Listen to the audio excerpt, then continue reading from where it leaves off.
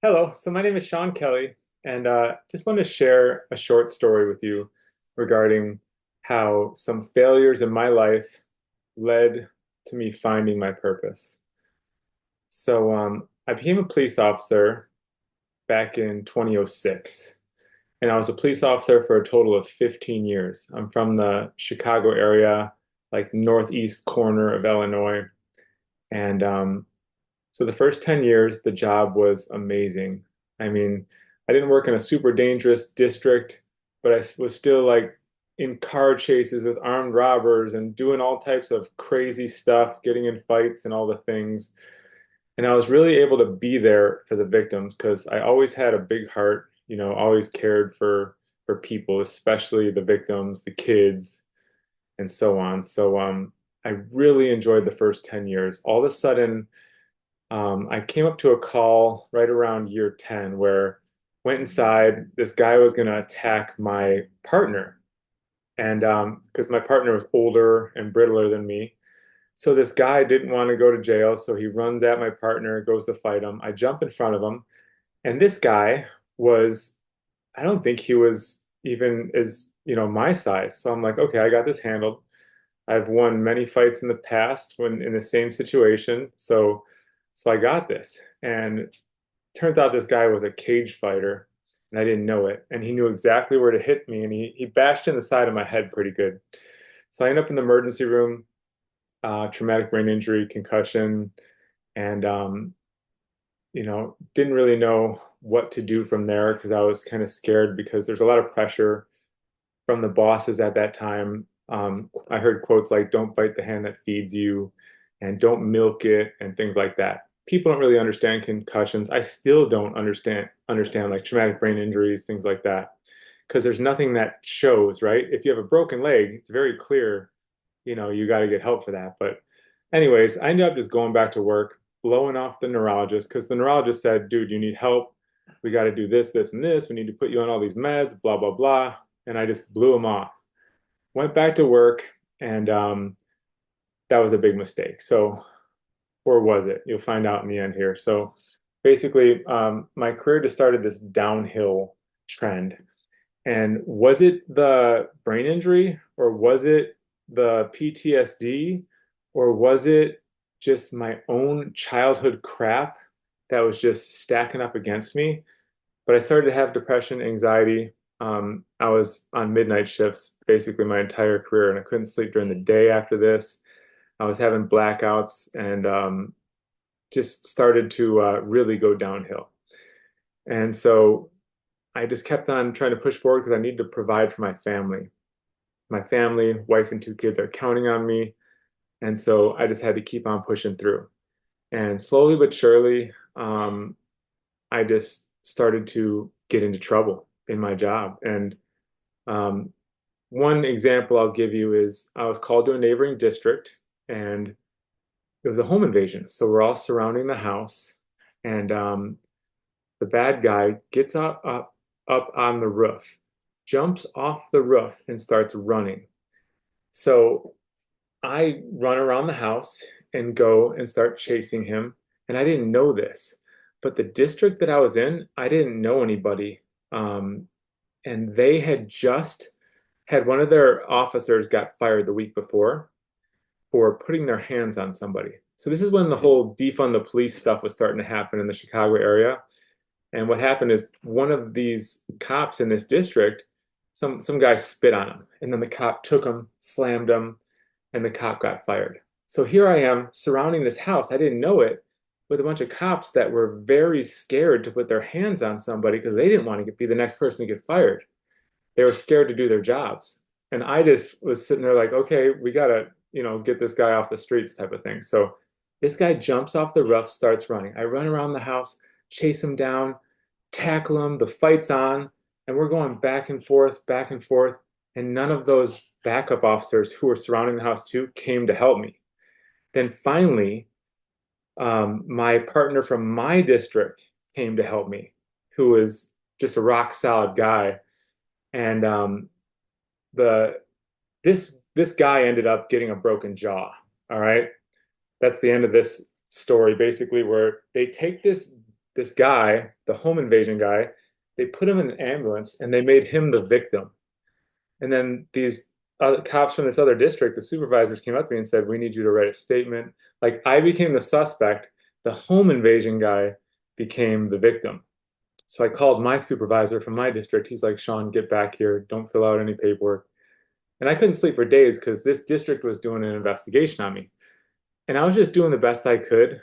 I had a little bit of a slowed reaction time, I believe was from the head injury, but who knows? And so, long story short, it came to the point where I was either going to get fired for something or I was going to just have to quit. So I go in there, I quit my job, no pension, packed up my family, moved down to Florida to start a new life. And super scary, didn't have any money, didn't have a pension, didn't have income, and just had to figure it out. So came down here. I'm about an hour south of Tampa in the Sarasota area, and I became an entrepreneur.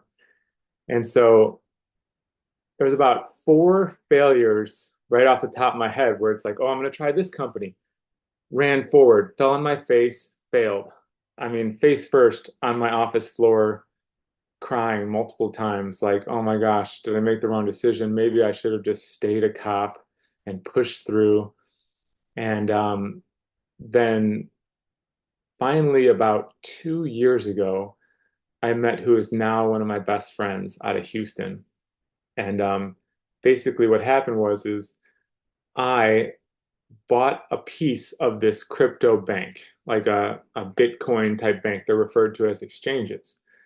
And so now I'm able to make money off of the transactions, millions of transactions. Doesn't matter if Bitcoin goes up or down. I'm able to make money passively for being part owner of this exchange. And then they started a hedge fund in this exchange. Well, put some money in this hedge fund. I actually borrowed $100,000 in order to do this stuff and get this business started, which I would not recommend to anybody. But I was just at my wit's end, like, what am I going to do? I was failing in multiple things prior, trying to find my way after the whole police career. And sure enough, this takes off. And I've been so blessed this past like 18 months. And so now I'm at a point where the income is abundant to provide for my family. I'm living a dream life down here in Florida. So it ended up being a happy ending. And so now it's like I really started to get into the healing aspect of the PTSD and the trauma that I've been through, even like childhood stuff that we all have. I've just been doing a deep dive, been doing a lot of networking, meeting people all over the world. And so now I'm at a point where I don't, I never forgot about those times when I was in my office, face first on the ground, crying, not knowing what I'm going to do. And a lot of people are there right now, believe it or not. So just because I'm good doesn't mean I'm going to stop. And this is my goal for everybody is to be in a position where you don't have to sell anything. I don't need anybody to, like, of course, I could introduce you to one of my best friends. He'll hook you up with the hedge fund if you have 25 grand or more. Um, but I don't need you to go talk to him. I don't need you to, obviously, I think that would be beneficial for you, but I'm not selling nothing. I have the income to provide for my family completely passive. So now what can I do with my time? So with my time, like I said, I've been doing the healing, I've been doing some biohacking, I've been doing like meditation, sauna, cold plunge, working out, trying to be a better, taking classes to be a better husband, be a better dad, and really try to overcome the mind. Because if you think about it, a lot of human suffering is caused by our own minds. In our heads is where a lot of the suffering is created. So I'm really focusing on overcoming the self suffering that I'm creating and teaching other people how to do that. And the next question is, am I a coach? No, I'm not selling anything. I don't need you to buy a coaching program from me, but I'm being blessed financially through my passive income so then I could then bless people by helping them with their minds and their mindset and to how to stop the self-sabotaging. On top of that, some people are like, "Oh, well, that's great. You're good, but I don't know what the hell I'm going to do. I'm using credit cards to get through my paycheck every week." Now, I've looked at many, many opportunities. And if you're someone who wants to come up with, let's say you want to come up with 25 grand to invest, I have, there's a couple like products and services that I've found that are absolutely amazing, absolutely needed, and I think that would sell very easily. But you might say, well, I don't want to sell. Well, neither did I, but you gotta start somewhere. So if you're open to something like that, I'll introduce you to the right people to plug you in. They'll give you the sales training. It's something you could do on the side on top of what you're already doing. Now I got to circle back to tell you, I am not selling you anything. I don't need you to sign up for one of these products or opportunities or whatever. I just have answers if you're looking for them. So, so then there's option one, you could invest in a hedge fund. You could get your money working for you. And then on top of what you're already doing until you could finally quit your job. Or option number two, you don't even have 25 grand, you have no way to get it. Then there's some products or opportunities and some training that you could get to kind of start a side hustle to get that going. And then basically whatever is going to work for you. And that's basically what I feel my purpose is to help people find a way to get free. And so what I'm doing with my time, like I said, I'm trying to help people. I'm building relationships. I'm networking. If you're from the Sarasota area, I have like a meetup group and we're finding our tribe and we're growing together and helping people with their mindset, with their limiting beliefs, things like that. And some of the coaches will say, well, they need to pay for coaching, Sean. You can't give it away for free. Otherwise, they're not going to take it seriously. Well, then I just consider myself a stepping stone. Get a little, some free tips and tricks from me, and then go on to a coach that I could recommend some amazing coaches. And another thing I do is I hang out at the Aware House in Sarasota. It's a wellness center, and I have so many modalities and health things that I do there for myself. So they let me use their place since I'm such a good customer to have these monthly meetups.